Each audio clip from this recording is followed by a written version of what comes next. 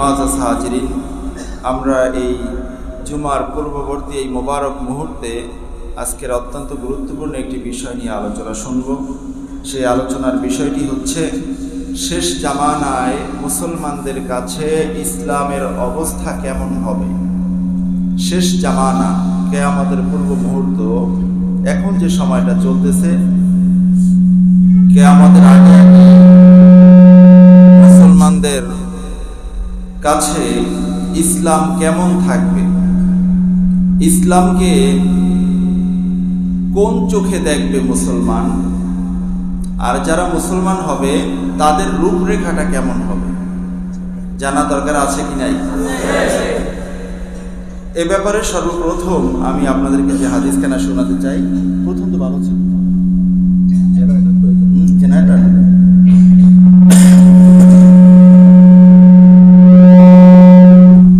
এ ব্যাপারে আমি আপনাদেরকে প্রথম যে হাদিস খানা শোনাতে চাই, সহিহ মুসলিম শরীফের হাদিস, প্রথম খণ্ড 131 নম্বর হাদিস। হাদিস খানা বর্ণনা করেছেন বিশিষ্ট সাহাবী হযরত আব্দুল্লাহ ইবনে ওমর রাদিয়াল্লাহু তাআলা আনহু। হযরত আব্দুল্লাহ রাদিয়াল্লাহু তাআলা আনহু ওমর রাদিয়াল্লাহু তাআলা আনহুর ছেলে। তিনি বলতেছেন, আনিন নবী সাল্লাল্লাহু আলাইহি ওয়াসাল্লাম قال ইন্নাল ইসলামা বাদাআ গরীবান ওয়া সায়াউদু গরীবান কামা বাদাআ। হযরত আব্দুল্লাহ ইবনে ওমর রাদিয়াল্লাহু তাআলা আনহু বলেন, রাসূলুল্লাহ সাল্লাল্লাহু আলাইহি ওয়াসাল্লাম ইরশাদ করেছেন, ইন্নাল ইসলামা বাদাআ গরীবান, দিন ইসলাম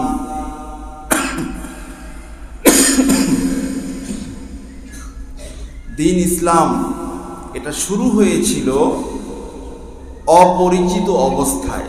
বলুন না সুবহানাল্লাহ। বাদাআ গরীবান, গরীব অবস্থায় ইসলাম শুরু হয়েছিল এই জমিনে।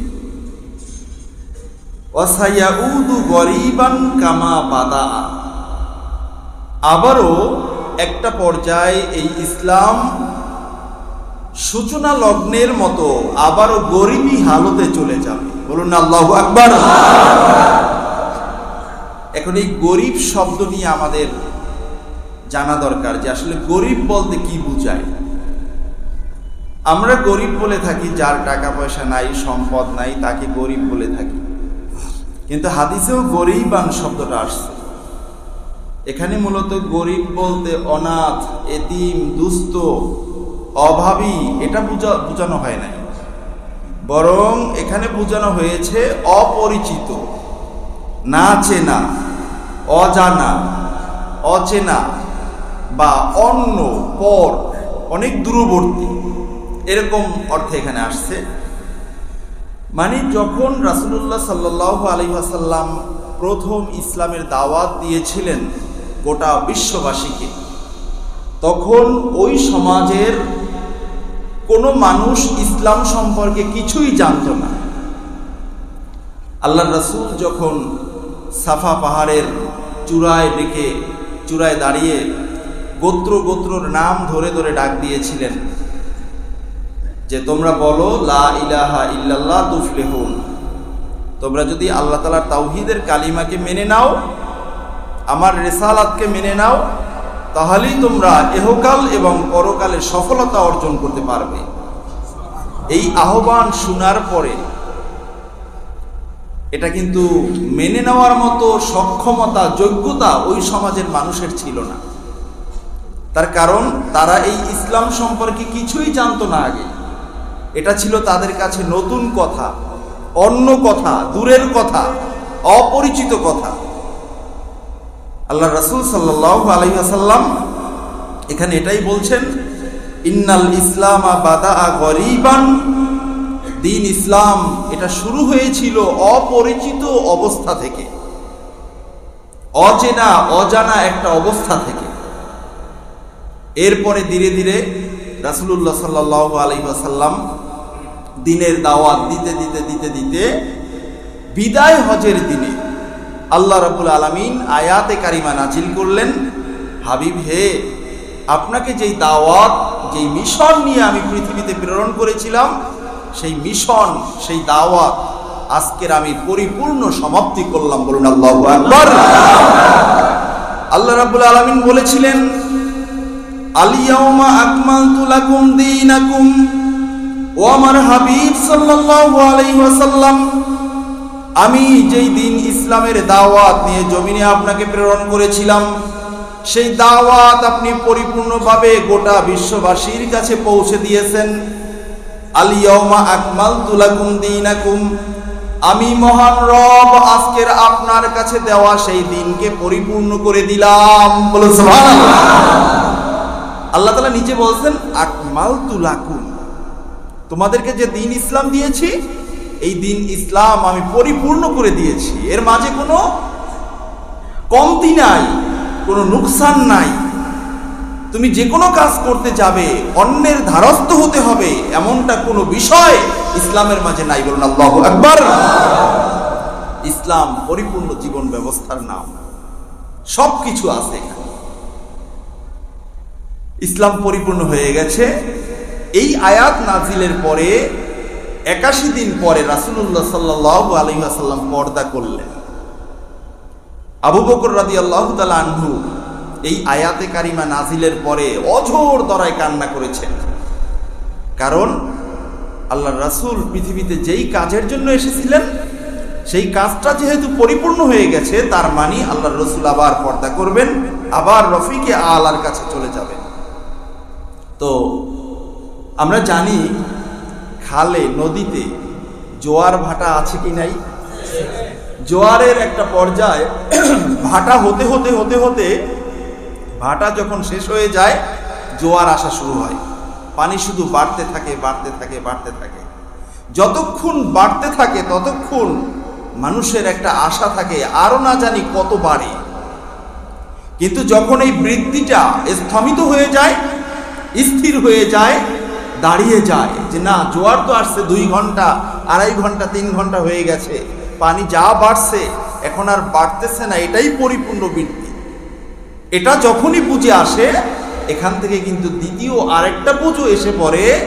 এই পর্যন্ত যেহেতু বাড়া শেষ হয়েছে, এখান থেকে আবার কমতে শুরু হবে, মানে ভাটা শুরু হবে। ঠিক কিনা বলেন?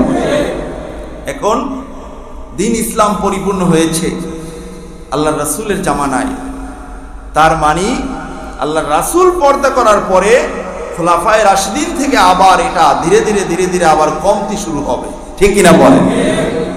ভাইয়েরা আমার, আমার প্যারা নবী সাল্লাল্লাহু আলাইহি ওয়াসাল্লাম ইরশাদ করেছেন, ইন্নাল ইসলামা বাদা গরিবান। ও আমার উম্মতেরা, আমি যেই দিন ইসলাম নিয়ে তোমাদের কাছে এসেছিলাম, দিন ইসলামের দাওয়াতটা দিয়েছিলাম একটা অল্প সংখ্যক মানুষের কাছে, যেই মানুষগুলো দিন ইসলামের ব্যাপারে কিছুই জানতো না। ধীরে ধীরে ধীরে ধীরে 23 বছর যাবত আমি অনেকগুলো জিহাদ করেছি, অনেকগুলো যুদ্ধ করেছি, এবং আমার শরীরের রক্ত ঝরিয়ে ঝরিয়ে গোটা পৃথিবীর মানুষকে আমি ইসলাম শিক্ষা দিয়েছি। বলুন সুবহানাল্লাহ। একটা পর্যায়ে আমার এই অক্লান্ত পরিশ্রমের ফলে ইসলাম পরিপূর্ণ হয়েছে। মহান রব ইসলামকে পরিপূর্ণ করে দিয়েছেন। বলুন সুবহানাল্লাহ। কিন্তু আমি যখন চলে যাব, আবার একটা সময় আসবে, ওয়াসায়াউদু গরিবান কামা বাদা। এই ইসলাম ধীরে ধীরে চলতে চলতে এমন একটা সময় আসবে, যেই সময় আবার প্রাথমিক অবস্থার মতো হয়ে যাবে।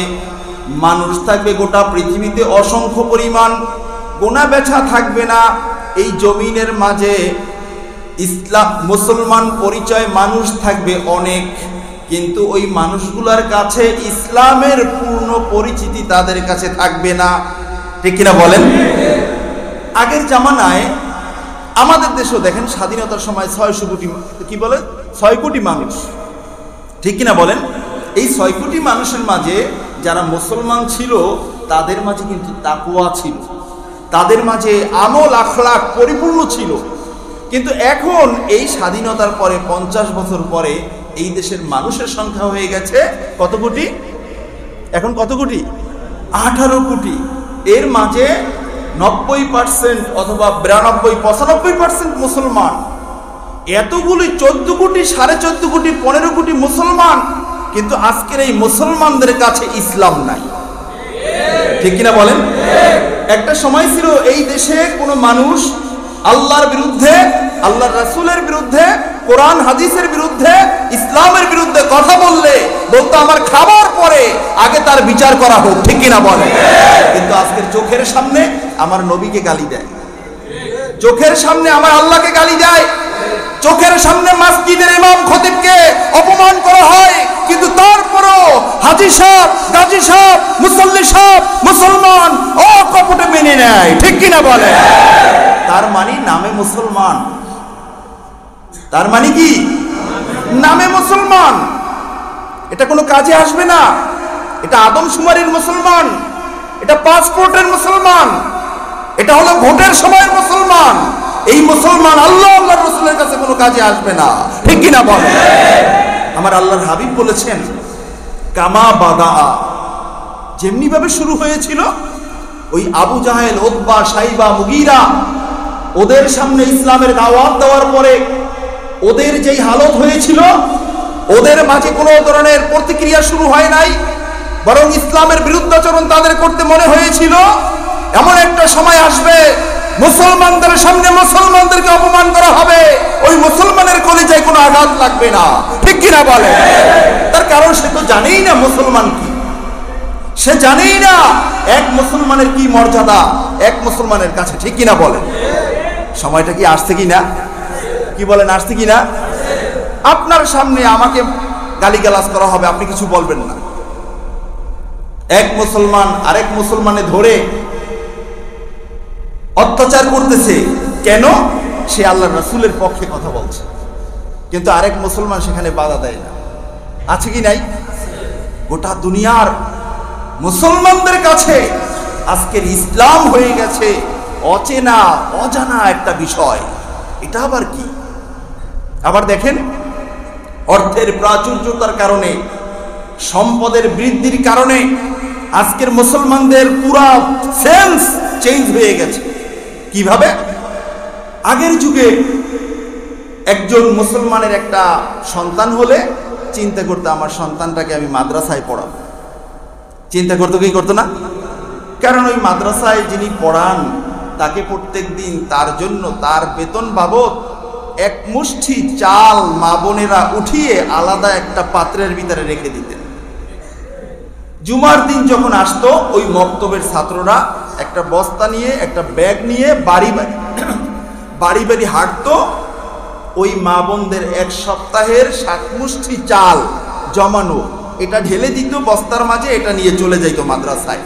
হুজুর এটা বিক্রি করে হোক অথবা এই চাল নিয়ে হোক বাসায় কিছু রান্না করে খাইতো আর ছাত্রদেরকে পড়াইতো। ঠিক কিনা বলেন? ছোটকালে কিন্তু আমি নিজের চোখে এটা দেখছি।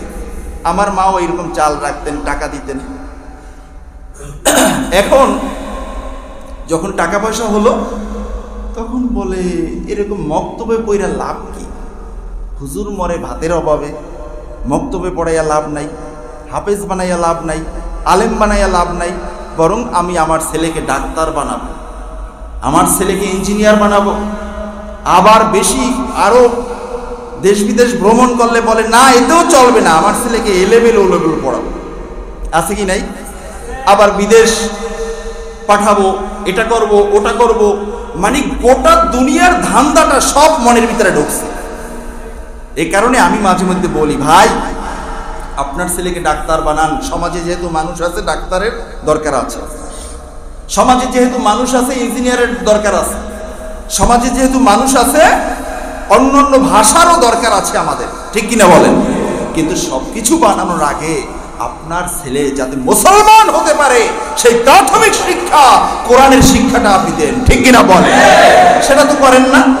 আর সেটা না করার কারণে আপনার ছেলে অনেক বড় হয়েছে সত্য, কিন্তু ওই ছেলে অনার্স মাস্টার সব পাশ করা শেষ, দেশের মাঝে তার পড়ার আর কোনো ইউনিভার্সিটি বাকি নাই, পড়ার আর কোনো জায়গা নাই, সে বিদেশ চলে যায়। এমন বহু ছেলে রয়েছে সূরা ফাতিহা ঠিক করে পড়তে পারে না। ঠিক কিনা বলে? তুমি দেশের সব পড়া শেষ করলে বেটা, তুমি সূরা ফাতিহা পড়তে পারো না, কোরআন তেলাওয়াত করতে পারো না, তোমার কথাই তো আল্লাহর রাসূল বলেছে যে মুসলমান থাকবে, তার কাছে ইসলাম থাকবে অপরিচিত, ইসলামের কিচ্ছু সে জানবে না, ঠিক কিনা বলে? আমি আপনাদেরকে আগেও বলেছিলাম, যখন হজে গিয়েছিলাম, আমাদের চিটাগাংয়ের একজন বিশাল ব্যবসায়ী, কোটি কোটি টাকার মালিক, বিমানের মাঝে যখন নামাজের সময় হলো, সে নামাজ পড়বে, সে তায়াম্মুম করতেছে, আমি দেখতেছি ইহরামের কাপড় এরকম করে একটু চাপ দিয়ে গর্ত করে এখান থেকে মনে হয় পানি নিয়ে নিয়ে কুলি করে, নাক ধোয়, চোখ ধোয়, মুখ ধোয়, হাত ধুইতেছে, এরকম করে অভিনয় করতেছে। আমার দুইজন পরে তার সিট। আমি বললাম যে ভাই কি করেন? হুজুর নামাজের সময় হয়েছে না, তো তায়াম্মুম করতেছে। আমি বললাম যে আপনার তায়াম্মুম, এইটা কি তায়াম্মুম বলে? পানি নাই, তাহলে আমি কি করব? পানি নাই, সে অজুর কি বলে এটা, অভিনয় করতেছে। অজুর অভিনয়টার নাম নাকি তায়াম্মুম। আমি জানতে চেষ্টা করলাম বাড়ি কোথায়, আমি জানতে চেষ্টা করলাম সে কি করে। দেখলাম সে বড় একজন ব্যবসায়ী, সে অনেক কোটি কোটি টাকা জীবনে গলছে, সে মুসলমানের সন্তান, কিন্তু সে তায়াম্মুম জানে না, তার কাছে ইসলাম অপরিচিত, সে ইসলামের কিছু জানে না, ঠিক কিনা বলে? আল্লাহ রাসূল এটাই বলছেন, শেষ জামানার সময় আসবে কামা বাদা, যেমনি ভাবে শুরু হয়েছিল, আবু জাহেল, উতবা, সাইবারা কিচ্ছু জানতো না, ঠিক তদ্রূপ ভাবে ওদের নাম ছিল, তারা জাহেল, তারা কাফের, তারা মুশরিক। এই যুগে থাকবে নাম, তাদের নাম থাকবে মুসলমানের, কিন্তু কাম থাকবে আবু জাহেলদের মতো। আবু জাহেলদের মতো তারাও কিছু জানবে না, ঠিক কিনা বলেন? সময় আসতে কি আসে নাই? অ্যাভেলেবেল। আপনি দেখেন, কথা বললে আলেমরা আলোচনা করে, কোরআন, হাদিস, তাফসির, তাফসীর পড়ে ভুল ধরে। কে ভুল ধরে? যেই লোকে সূরা ফাতিহাও জীবনে ঠিক করে পড়তে পারে না। তুমি তো তোমার মেধা দিয়ে ফেলতেছ, তুমি তো তোমার সম্পদ আছে, তোমার জনবল আছে, এই কারণে তুমি তোমার টাকা দিয়ে, তোমার জনগণ দিয়ে তুমি সামনে ধাক্কাইতেছো। জনগণ দিয়ে, টাকা দিয়ে তখন ইসলাম কায়েম হবে, হয় নাই। ইসলাম কায়েম হয়েছে স্পিরিচুয়াল পাওয়ার দিয়ে, ঠিক কিনা বলে? আর স্পিরিচুয়াল পাওয়ার অর্জন করতে হলে ইসলাম জানতে হবে, জানার পরে আমল করতে হবে, ঠিক কিনা বলে? জানার পরে আমল করতে হবে। এই কারণে ইমাম বুখারী আলাইহির রাহমা ওনার সহিহ আল বুখারীর মাঝে সূচনা লগ্নে উনি বাব কায়েম করছেন যে আপনি ওয়াজ করবেন, আপনি ওয়াজ করার আগে আপনি শিখতে হবে। বাবুল ইলমে ক্বাবলাল কওলি ওয়াল আমাল। আপনি ওয়াজ করবেন, আমল করবেন, তার আগে আপনি সহিহ ইলম শিখেন। ইলম লাগবে আগে। এই কারণে অন্য হাদিসে আসছে আল ইলমু হুয়া সাইয়্যিদুল আমাল। ইলমটা হচ্ছে আমলের নেতা, ইমাম। বলুন না সুবহানাল্লাহ। যার ইলম নাই, আবার ইলমের মাঝে, ইলম মানে হলো জ্ঞান। এই জ্ঞানটা দুইটা প্রকারের। একটা হলো ইলমে নাফে, উপকারী জ্ঞান, আর একটা হলো ইলমে খাতির, মানুষকে ক্ষতির দিকে নিয়ে যায়, মানুষকে নুকসানিয়াতের দিকে নিয়ে যায়। ওই জ্ঞান আল্লাহর রাসূল শিখতে বলেন নাই। এই কারণে নবীজি আমার দোয়া শিক্ষা দিতেন আমাদেরকে যে উম্মতের আমার, তোমরা আল্লাহর কাছে দোয়া করো। কি দোয়া? আল্লাহুম্মা ইন্না নাসআলুকা ইলমান নাফিআ। হে আমাদের রব, আপনি আমাদেরকে ইলমে নাফে দান করুন। বলুন না সুবহানাল্লাহ। উপকারী জ্ঞান দান করেন। উপকারী জ্ঞান চাই। কত মানুষ কোরআন এবং হাদিসের জ্ঞান নিয়ে জাহান্নামী হয়ে যাবে। তার এই কোরআন হাদিসের জ্ঞানটা কি উপকারী জ্ঞান হয়েছে? হয় নাই। আবার কত মানুষ কোরআন এবং হাদিসের জ্ঞান নিয়ে কিয়ামতের ময়দানে নেতৃত্ব দিবে। গোটা উম্মতের মাঝে চন্দ্রের মতো তার চেহারা ঝলঝল করে জ্বলবে। গোটা উম্মত তাকিয়ে থাকবে, নবীরা পর্যন্ত তাকিয়ে থাকবেন যে উনি কি কোনো নবী নাকি উনি কে, ওনার পরিচয়টা কি। ওনার পরিচয় নিয়ে নবীরা পর্যন্ত দ্বিধাদ্বন্দ্ব ভুগতে থাকবেন। এমনও মর্যাদা বাড়িয়ে দিবে এই ইলমে। বলুন না আল্লাহু আকবার। আল্লাহ রাসূল বলেছেন এই ইলমটা চাও। ওই আগের ইলমটা দুনিয়াদারির ইলম না, দুনিয়াদারির ইলম না। সরকারের কাছে গিয়া কোরআন হাদিস দিয়ে সরকারকে জান্নাতে পৌঁছাবা, জালেম এলাকায় গিয়া জালেমকে কোরআন হাদিস দিয়ে জান্নাতে পৌঁছাবা, এজন্য ইলম নয়। ইলম হলো সোজা কথা, সোজা কথা, সোজা কথা। যার গায়ে লাগুক লাগুক, তাতে কিচ্ছু আসে আর যায় না, ঠিক কিনা বলে? এটা হলো ইলমে নাফে। কিন্তু আজকের সমাজে মানুষ কোরআন হাদিস নিয়ে ব্যবসা শুরু করেছে। পড়ছে মাদ্রাসায়, পাগড়ি লাগাইছে, এখন দালালি করে আরেক দলের, আরেক জামাতের, আরেক গোষ্ঠীর, আরেক দেশের দালালি করে করে রিয়াল এনে, ডলার এনে খায় আর বিল্ডিং উড়ায় বাড়ি করে। আছে কি নাই? এটার নাম ইলমে নাফে নয়। ইলমে নাফে হচ্ছে নিজেরও উপকারে আসবে, উম্মতেরও উপকারে আসবে। বলুন না সুবহানাল্লাহ। ভাইয়েরা আমার, রাসূলুল্লাহ সাল্লাল্লাহু আলাইহি ওয়াসাল্লাম ইরশাদ করেছেন, ইন্নাল ইসলামা বাদাআ গরীবা ওয়া সায়াউদু গরীবান কামা বাদাআ। ও আমার উম্মতেরা, আমি আল্লাহর রাসূল ইসলামের দাওয়াত দিয়েছিলাম একদল অপরিচিত মানুষের কাছে। ওই মানুষগুলোর কাছে ইসলামের কোনো পরিচয় বলতে কিছু ছিল না। এরপরে আল্লাহ রাব্বুল আলামিন বিদায় হজের দিনে আমার 23 বছর প্রচেষ্টার পরে ইসলামকে পরিপূর্ণ করে দিয়েছেন। আবার একটা সময় কিয়ামতের আগে আসবে, আখিরি জামানায় আসবে, ওই সময় আবার মুসলমানদের কাছে ইসলাম যাবে অপরিচিত হয়ে, ঠিক কিনা বলেন? আল্লাহ রাসূল এরপরে বলেছেন, ওহুয়া ইয়ারিজু বাইনাল মাসজিদাইন। শেষ জামানায় যে ইসলামটা অপরিচিত হয়ে যাবে, এই সময় ইসলাম চলে যাবে আবার মক্কা মুকাররমায় এবং মদিনা মুনাওয়ারায়। বলুন না সুবহানাল্লাহ। ইসলাম চলে যাবে ওখানে, ওখানে ইসলাম থাকবে। ওই জায়গার ইসলাম, ওই জায়গার ইসলাম ওখানেই থাকবে। ওখান থেকে আবার নেতৃত্ব দিয়ে গোটা পৃথিবীর মাঝে আবারও ইসলাম কায়েম হয়ে যাবে। বলুন না সুবহানাল্লাহ। এইবারে ইসলাম কায়েম হলে এরপরে যে শেষ হবে, এই শেষ হওয়ার পরেই কিয়ামত হয়ে যাবে।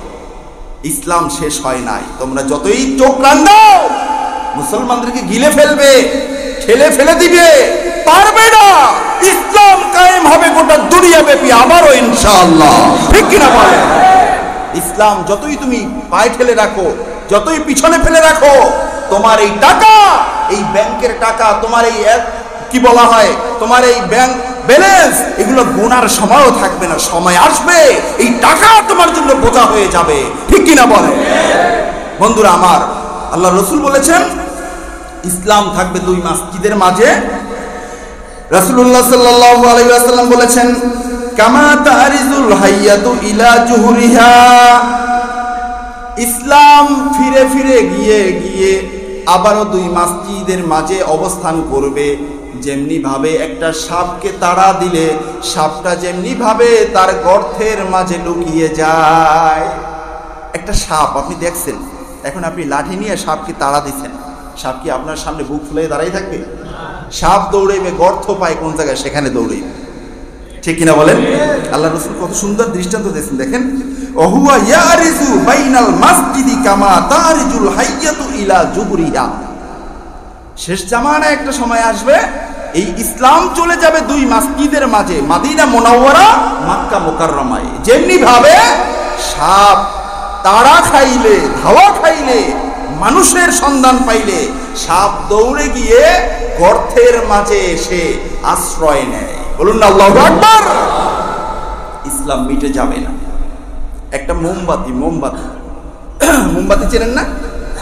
একটা মোম আপনি এখানে ধরাইলেন, এটা দিয়া, এটা যতক্ষণ আগুন থাকবে ততক্ষণ এটা থেকে কোটি মোমবাতি ধরানো যাবে, ঠিক কিনা বলেন? ইসলামকে কেউ নিভিয়ে দিতে পারবে না। ইসলাম গোটা পৃথিবীতে আল্লাহ রাসূলের জামানায় কায়েম হয়েছে, পরিপূর্ণ হয়েছে। যে যার তাকদির ছিল, যেই ভূখণ্ডে আল্লাহ তাআলা দয়া করেছেন, ওই ভূখণ্ডে ইসলাম চলে গেছে। ইসলাম পরিপূর্ণ জীবন ব্যবস্থা। আবার যখন ধনাঢ্যতা আসবে, সক্ষমতা আসবে, ফেরাউনের মতো, নমরুদের মতো, কারুনের মতো ক্ষমতা প্রদর্শন করবে, মুসলমান হওয়ার পরেও তাদের কাছ থেকে ধীরে ধীরে ইসলাম দূর হয়ে যাবে। দূর হয়ে আবার ইসলামের বাড়ি মক্কা মুকাররমা, মদিনা মুনাওয়ারায় চলে যাবে। ওখানে জ্বলতে থাকবে, জ্বলতে থাকবে। আবার সময় আসবে আল্লাহ তাআলা গোটা দুনিয়ার মাঝে মাশরিক থেকে মাগরিব পর্যন্ত ওই জায়গার ইসলামের আলোকে জ্বালিয়ে দিবেন। বলুন আল্লাহু আকবার। বন্ধুরা আমার, এখন আমরা জানতে চাই, আমি একজন মুসলমান, আমার কলিজায় ইসলামের জন্য কতটুকু দরদ আছে, ঠিক কিনা বলেন? সময় পাইলেই ইসলামকে কোরবানি দেয়, সময় পাইলেই ইসলামকে জবেহ করে। কিভাবে? আপনি সুযোগ আছে নামাজ পড়ছেন, সুযোগ নাই নামাজ পড়েন নাই, আছে কি নাই এমন নামাজি? সুযোগ আছে সত্য কথা বলছে, কেমনি বলছে? এখানে সত্য কথা বললে পিঠ বাঁচানো যাবে, কারণ যার ব্যাপারে বলতেছি উনি একেবারে নেহায়াত গরিব, ওনার কোনো ক্ষমতা নাই, ওনার কোনো শক্তি সামর্থ্য নাই, এখানে সত্য কথা বলা যায়। কিন্তু যখন আবার শক্ত জায়গা পাবে তখন আর সত্য কথা বলবে, আছে কি নাই? এটা কি ইসলাম? ইসলাম দিনেও যেরকম রাতেও সেরকম, ইসলাম ভিখারির সামনে যেরকম রাজা বাদশার সামনেও সেরকম। কিন্তু সেই অভ্যাস, সেই ইচ্ছা আকাঙ্ক্ষা আজকের মুসলমানদের কলিজায় নাই। আর এই না থাকার কারণে আজকের এই শয়তান, নমরুদ, ফেরাউন, এদের উত্তরসূরি যারা রয়েছে, মুশরিকদের উত্তরসূরি যারা রয়েছে, মুসলমানদের দিকে বারবার চোখ রাঙায়, ঠিক কিনা বলে? কিন্তু বন্ধুরা আমার, আমি খারাপ তাই বলে সব খারাপ বলা যাবে না। আমরা একটা কথা মনে রাখতে হবে, আমাদের পরিচয় আমরা মুসলমান, আর এটাও মনে রাখতে হবে আমাদের পরিচয় আমরা শেষ জামানার নবীর উম্মত। শেষ জামানার নবীর এক উম্মতের একটা বৈশিষ্ট্য রয়েছে, ইমাম মাহাদি আলাইহিস সালামের আত্মপ্রকাশের আগ পর্যন্ত এই উম্মতের মাঝে গাউস, কুতুব, ওলি, আবদাল এরা থাকবেন। বলুন না আল্লাহু আকবার। এরা থাকবেন, গোটা বিশ্বব্যাপী ছড়ানো আল্লাহ তাআলার প্রিয় মুকাররাব বান্দারা থাকবেন। ওই মুকাররাব বান্দা একা একা নন, তাদের উত্তরসূরিরাও ওই জমিনে থাকবেন, ঠিক কিনা বলেন? এই বান্দারা যখন নারায়ে তাকবীরের ধ্বনি দিবে, তখন গোটা দুনিয়ার যত বড় পাওয়ার হোক না কেন ইসলাম পরিপন্থী, তাদের অস্তিত্ব খুঁজে পাওয়া যাবে না, ঠিক কিনা বলেন? কিন্তু আজকের আমার পরিচয়টা আমি না জানার কারণে, আমি যে মুসলমান, আমি যে আল্লাহর রাসূলের উম্মত, এই পরিচয় না জানার কারণে আমাকে যে যেমন ইচ্ছা দাবার কোটের গুটির মতো আমাকে দিয়ে খেলাধুলা করে, ঠিক কিনা বলেন? বন্ধুরা আমার, একটা কথা মনে রাখবেন, বর্তমান এই আধুনিক যুগে, জ্ঞান বিজ্ঞানের যুগে, এই কম্পিউটারের যুগে মানুষ, অনেক মুসলমান খুব হতাশা দেখায়, কয় ভারতের সাথে যদি আমাদের লাগে তাহলে আমরা কেমনে পারতাম, তাদের কত সৈনিক, তাদের কত অস্ত্র, অমুক তমুক কত কিছু আছে। কিন্তু বন্ধুরা আমার, একটা জিনিস মনে রাখবেন, আপনি যদি মুসলমান হয়ে নিজের পরিচয়টা জানতেন, এই ধরনের কথা আপনার মুখ থেকে বের হতো না, ঠিক কিনা বলেন? আপনি আপনার পরিচয় জানেন না, আপনার পরিচয় আপনি জানেন না, আপনার মাঝে আমার মাঝে আল্লাহ তাআলা যে কি পাওয়ার দিয়েছেন সেই পাওয়ারের খবর আপনি রাখেন না, এই কারণেই আপনার মুখ থেকে এরকম কথা আসে। আমি আপনাদেরকে একটা বাস্তব ঘটনা কোরআন হাদিস থেকে শোনাই, এগুলোর ইতিহাস বা এগুলোর তাফসীর তাশরীহ পাওয়া যায়, কিন্তু বাস্তব একটা ঘটনা, আফগানিস্তানের ঘটনা। গত সপ্তাহে আমি একটা শুনিয়েছিলাম, আজকেরও আর একটা শোনাই। দেখেন, আয়াতুর রহমান ফি জিহাদিল আফগান, এই কিতাবের মাঝে আদ-দাক্তুর আব্দুল্লাহ আজ্জাম রাহিমাহুল্লাহ তাআলা উনি লিখেছেন যে আফগানিস্তানে যখন যুদ্ধ চলতেছিল, তখন হঠাৎ করে একজন মুজাহিদ, যার নাম হলো মুহাম্মদ, নাম কি বলেন? মুহাম্মদ। এই মুহাম্মদকে রাশিয়ান সৈনিকেরা ঘেরাও করে ফেলছে। ঘেরাও করার পরে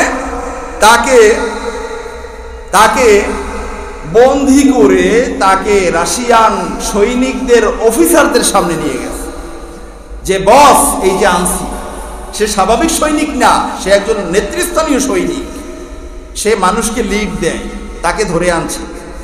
এখন ওই রাশিয়ান সৈনিকদের এই অফিসার মুসলিম মুজাহিদের দিকে বারবার আপাদা মস্তক শুধু তাকাচ্ছে, যে মানুষটা দেখতে তো আমাদের চেয়েও আরো জীর্ণ শীর্ণ, কিন্তু এত ক্ষমতাটা পায় কোথায়? তখন দেখে ওই অফিসার মানে মনে হয় যেন থরথর করে কাঁপতেছে। এই অবস্থায় জিজ্ঞাসা করতেছে যে, আচ্ছা বলো তো তোমার পরিচয় কি? তখন এই মুহাম্মদ অকপটে বলে দিল যে আনা মুসলিম উম্মত মুহাম্মাদিন সাল্লাল্লাহু আলাইহি ওয়াসাল্লাম। আল্লাহু আকবার। তাই আপনি আমার পরিচয় জানতে চান? আমার পরিচয় আমি মুসলমান, আল্লাহর রাসূলের উম্মত। আল্লাহু আকবার। এই কথা শোনার পরে এই অফিসার থরথর করে কাঁপতেছি আর কয় আমাদের যে এত বড় বড় পাওয়ারফুল অস্ত্র, ট্যাঙ্ক, কামান, তোমরা এর চেয়ে পাওয়ারফুল কোন অস্ত্র ব্যবহার করো যার মাধ্যমে আমাদের ট্যাঙ্ক কামানগুলো মুহূর্তের ভিতরে ভেনিশ হয়ে যায়, সব নিঃশেষ হয়ে যায়, বিস্ফোরণ হয়ে যায়, সব ফেটে যায়, মাটির সাথে মিলে যায়। তোমাদের সেই অস্ত্রটা কি আসলে? তোমরা কোন দেশ থেকে সেটা আনছো, কিভাবে বানাইছো, আজকে তোমাকে বলতে হবে, অন্যথায় তোমাকে ছাড়বো না। পরে কয় দেখেন এটা তো সহজ জিনিস, আমরা এটা কোথাও থেকে বানাই নাই। আপনাদের যত বড় পাওয়ারফুল অস্ত্র হোক না কেন, এটা ধ্বংস করার জন্য আমার রব্বে কারিমের নামই যথেষ্ট। আল্লাহু আকবার। তখন বলতেছেন সেই নামটা কি নাম? অকপটে মুজাহিদ বললেন লা ইলাহা ইল্লাল্লাহু। আল্লাহু আকবার, আল্লাহু আকবার। তাই এই কালিমা বলে আমরা ইচ্ছা করলেই আপনাদের ট্যাঙ্ক ফেটে যায়। আল্লাহু আকবার। এখন অফিসারের নাস্তিক এ সুযোগ পাইছে, কয় তোমার কথা তো আমার বিশ্বাস হয় না। এখন আমাদের সামনে এই যে ট্যাঙ্কগুলো সাজানো আছে, আমাদের সামনে যদি তুমি ফাটাইয়া দেখাইতে পারো এই তাকবীর দিয়া, তাহলেই তোমাকে ছাড়বো, অন্যথায় তোমাকে ছাড়া হবে না, তোমাকে হত্যা করে ফেলা হবে। এখন এই মুহাম্মদ উনি ওনার নিজের কথা এবারে বলতেছেন যে আমি এই নাস্তিকের এই কথা শুই না, আমি নিজেকে কিছুটা দুর্বল মনে করলাম যে আল্লাহ আমি তো আসলে আপনার এরকম বান্দা হতে পারি নাই, আমি তো আপনার হাবিবের এত পাওয়ারফুল উম্মত হতে পারি নাই, আমার তো এত স্পিরিচুয়াল পাওয়ার নাই, কিন্তু আমি তো আজকে ধরা খাইলাম আপনার শত্রুদের হাতে, এবং এসেছি এমন একটা জমিনে যেই জমিনে আমরা কালিমার পতাকা উড়াতে চাই। আল্লাহু আকবার। তো রব আমার, আপনার দয়া ছাড়া আমার আজকের আর কোনো উপায় নাই। এটা মনে মনে বলে মুহাম্মদ বলতেছেন যে আমি তাদের কাছে বললাম যে ঠিক আছে সমস্যা নাই, একটু অজুর পানি দেন আমাকে। এখন অজুর পানি দেওয়া হলো। অজুর পানি পেয়ে উনি সুন্দর করে অজু করছেন, অজু করে 2 রাকাত নামাজ পড়ছেন। নামাজের পরে খুব সংক্ষিপ্তভাবে আল্লাহর কাছে দোয়া করছেন যে আল্লাহ আজকের আপনার ক্ষমতা আর নাস্তিকদের ক্ষমতার লড়াই। আল্লাহু আকবার। আল্লাহ আমি যতই অপদার্থ হই না কেন, আমি যতই অযোগ্য হই না কেন, আপনার দিন যে সত্যিকার দিন, আপনার হাবিবের কালিমা যে সত্যিকার কালিমা, সেটা আজকে প্রমাণিত হবে। উনি দোয়া শেষ করে উনি বলতেছেন যে আমি আর দূরে গেলাম না, আমি যেখানে দাঁড়িয়ে আছি ওখানেই একটু মাজাটা নিচু করে পায়ের নিচের কিছু ধুলাবালু হাতে নিয়ে আমি লা ইলাহা ইল্লাল্লাহু আল্লাহু আকবার বলে যখন তাদের সাজানো ট্যাঙ্কের উপরে মেরে দিলাম, আমার এই ধুলাবালু যে কয়টা ট্যাঙ্কে লাগছে এইগুলো বিস্ফোরণ হওয়ার পরে এইগুলোর বিস্ফোরণের মাধ্যমে তাদের বিশাল সাজানো বহর সবগুলো জায়গায় ধ্বংস হয়ে গেছে। আল্লাহু আকবারের পাওয়ার। সুবহানাল্লাহ বলবেন না? ও যুবক আমার, বন্ধুরা আমার, আমাদের ভিতরে সেই পাওয়ার আছে, কিন্তু আমরা জানি না বিদায় আমাদেরকে বারবার তারা চোখ রাঙায়। ঠিক কিনা বলে? আমাদের সেই পাওয়ার আসবে তখন, মনে রাখবেন আল্লাহর সাহায্য পেতে হলে বিছানায় ঘুমিয়ে পাওয়া সম্ভব না। ওই মুহাম্মদও জানতো না যে তার হাতে এরকম কিছু হবে।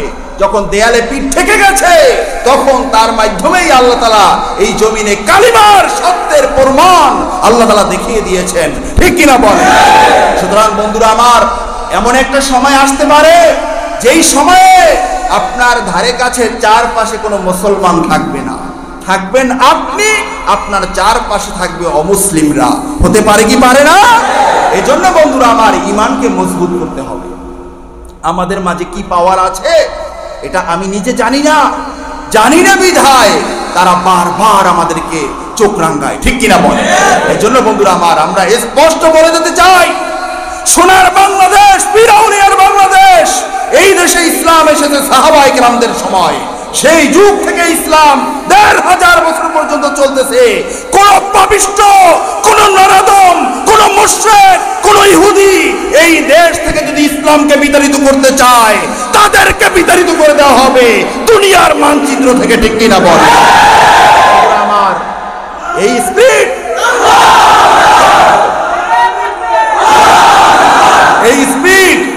এই স্পিড যদি জাগ্রত রাখতে পারেন, আল্লাহর কসম, আল্লাহর কসম, এমন একটা জায়গায় তো আমরা যাব না যেখানে মাটি নাই। যাব? তাহলে ওই বন্ধুর অস্ত্র ছিল শুধুমাত্র মাটি, তাও ভালো মাটি না, ধুলাবালি মিশ্রিত, পায়ের নিচে মাটি, মরুভূমির ধুলাবালি, এটা হলো তাদের অস্ত্র। এবং তাদের মূল অস্ত্র হলো তাদের ঈমানের বিশ্বাস। ঠিক কিনা বলেন? আচ্ছা, বিশ্বাস করবেন না কেন? ফেরাউন 6 লক্ষ সৈন্য নিয়ে মুসা আলাইহিস সালামকে ধাওয়া করছে। মুসা আলাইহিস সালামের সাথে ছিল ৮০-৮৩ হাজার মানুষ, কোন কোন বর্ণনায় ৬০,০০০ও আছে। এখন এই মানুষগুলোকে যখন ধাওয়া করলো, সাগর, সামনে নদী, বিশাল নদী, এই নদীর মাঝে আমার রব তিনি রাস্তা করে দিয়েছেন। রাস্তা তো করে দিয়েছেন, আবার রাস্তার মাঝে জানালার ব্যবস্থা করে দিয়েছেন। আগুন ধাউ ধাউ করে জ্বলতেছে, বিশাল আগুনের কুণ্ডলী ফালানো হলো আমাদের বাবা ইব্রাহিম আলাইহিস সালামকে। আমার রব সেখানে ওই জায়গায়, ওই আগুনের মাঝে তাকে ফুল বাগান বানিয়ে দেওয়া হয়েছে।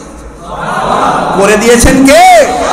সেই রবের গোলাম যদি আমি হতে পারি, আর যদি সেই বাপের সন্তান আমি হতে পারি, আমার জন্য আগুন হবে বাগান, পানি হবে আমার জন্য রাস্তা, বাতাস হবে আমার বাহন।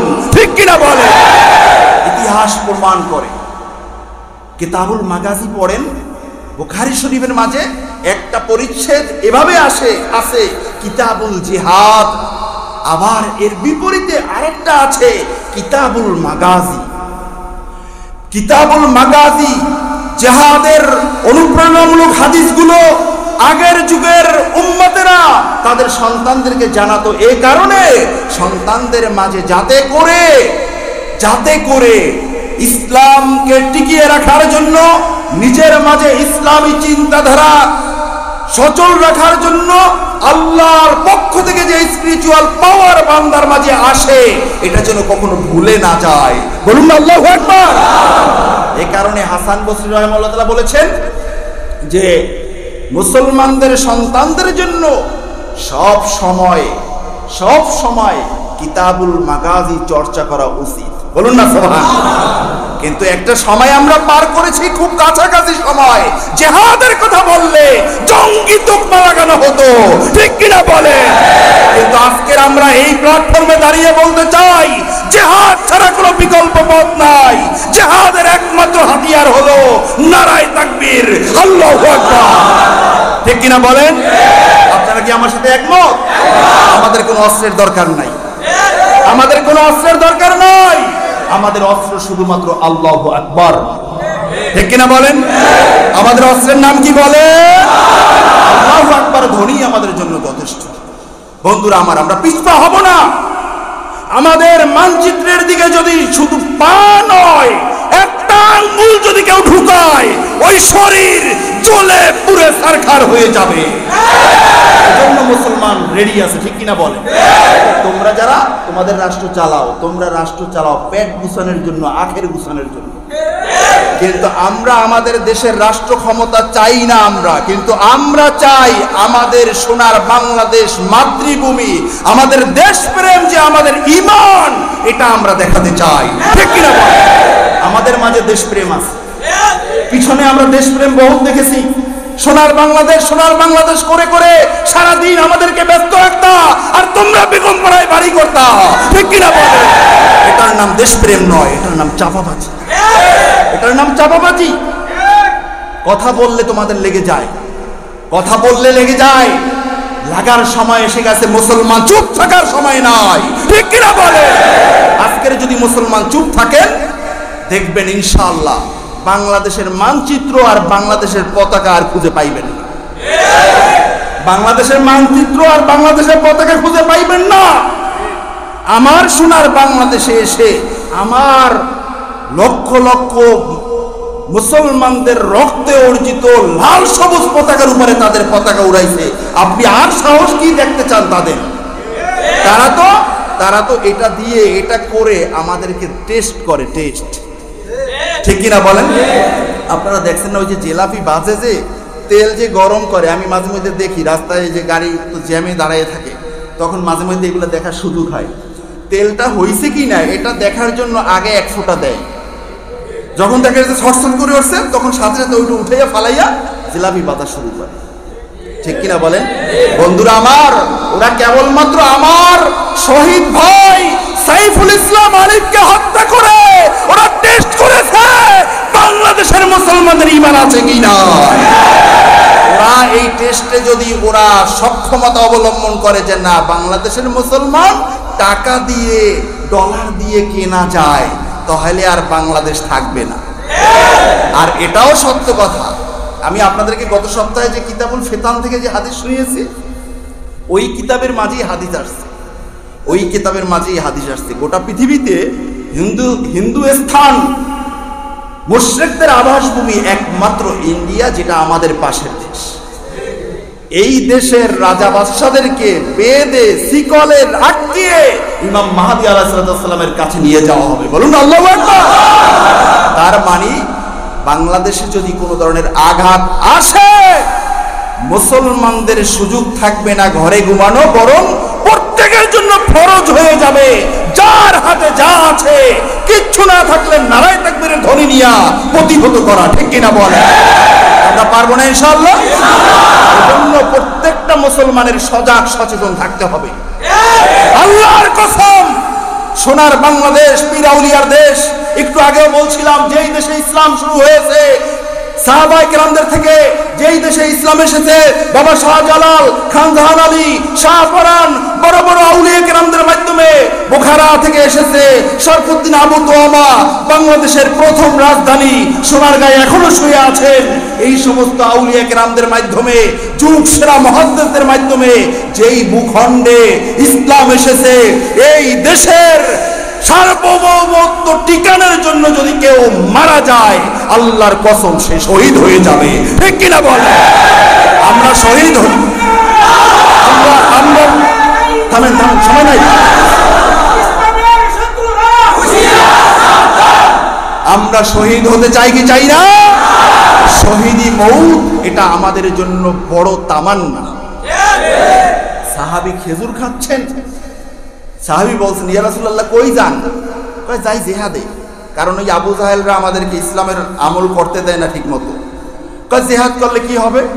কয় জিহাদ করলে ইসলাম কায়েম হবে, আর শহীদ হইলে তুমি জান্নাতি হবা। খেজুরগুলো ফেলে দিয়ে কয় ইয়া রাসূলুল্লাহ তাহলে আমি আর দেরি করি কেন, আমি এখনই গিয়ে জান্নাতে যাব। বলুন না আল্লাহু আকবার। খেজুর খান নাই, ক্ষুধা পেটে নিয়ে জিহাদের ময়দানে গেছেন, ইতিহাস সাক্ষী। আপনারা পড়েন, খাসাইসুল কুবরা পড়েন, এখানেও পাবেন হাদিস। উনি জিহাদের ময়দানে গেছেন, কতগুলো কাফেরকে জাহান্নামে ফেলে নিজেও জান্নাতে চলে গেছেন। আল্লাহু আকবার।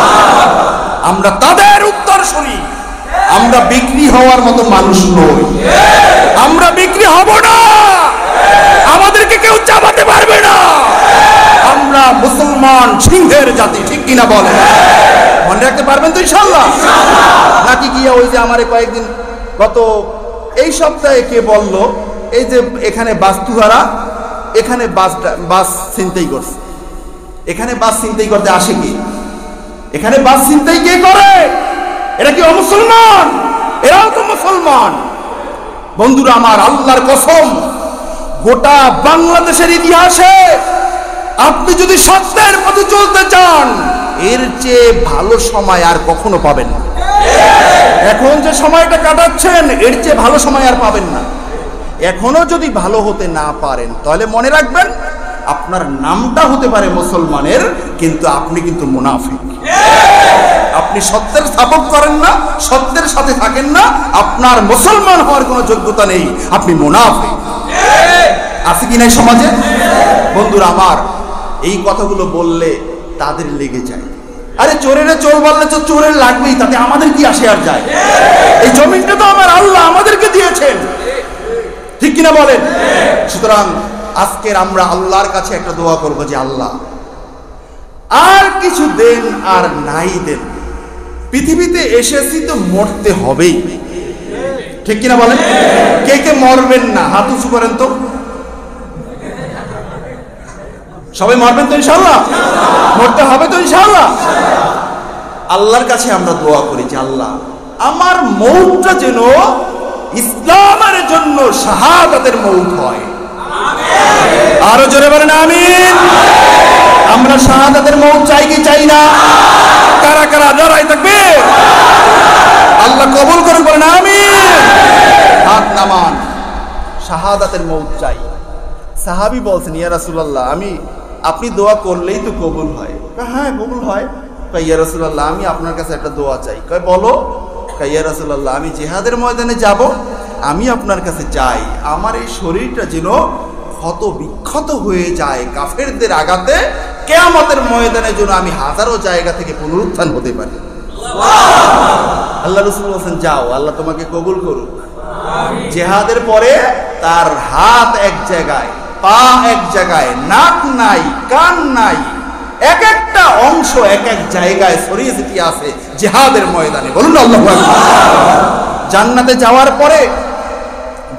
যাওয়ার পরে এই পৃথিবীতে সবচেয়ে ভালো শান্তি করছে, মনে করেন ফেরাউনের কথাই বলি, কারণ সে নিজেকে খোদা দাবি করছে। খোদায় তো যেটা বলে সেটাই হয়, তো ও যেটা বলতো সেটাই অনেকটা হতো।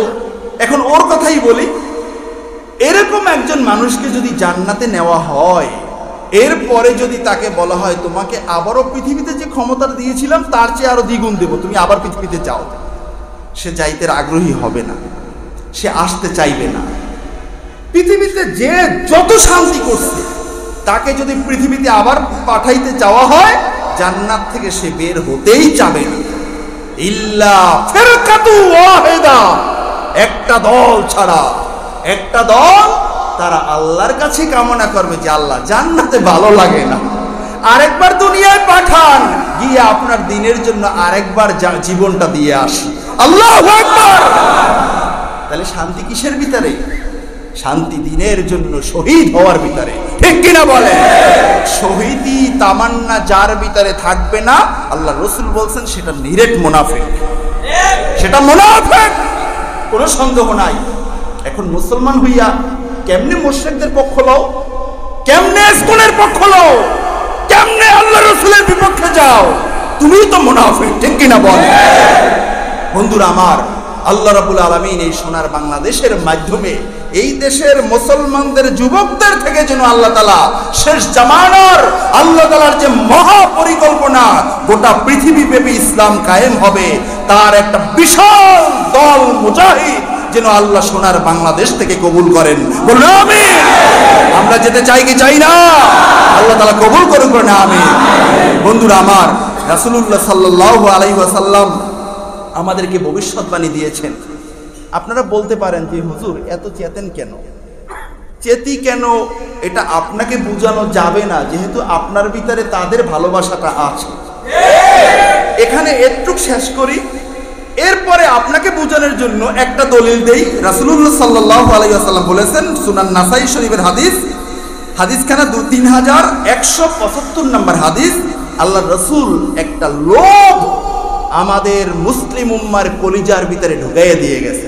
আল্লাহু আকবার। কি সে লোকটা? আল্লাহ রাসূল বলেছেন, শেষ জামানায় আমার উম্মতের দুটি দল থাকবে, যেই দুটি দলের শরীরের জন্য আল্লাহ জাহান্নামের আগুন হারাম করে দিবে। সুবহানাল্লাহ। জাহান্নামে যেতে চাই নাকি জান্নাতে যেতে চাই? সবাই বলেন জান্নাত না জাহান্নাম?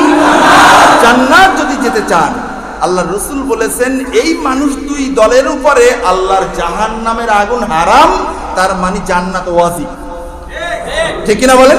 জান্নাত ওয়াজিব। এক নাম্বার দল হলো কি? ইসাবাতান মিন উম্মতি আহরাজাহুমুল্লাহু মিনান নার, ইসাবাতুন তাগজুল হিন্দা। এক নাম্বার দল হলো শেষ জামানায় মুশরিকদের সাথে মুসলমানদের সাথে একটা যুদ্ধ হবে, ওই যুদ্ধে আমার মুসলমান উম্মত যারা শহীদ হবেন তাদের শরীরের উপরে আল্লাহর জাহান্নাম হারাম হয়ে যাবে, তাদের শরীরে জাহান্নামের আগুন নিবে না, গ্রহণ করবে না। বলুন আল্লাহু আকবার।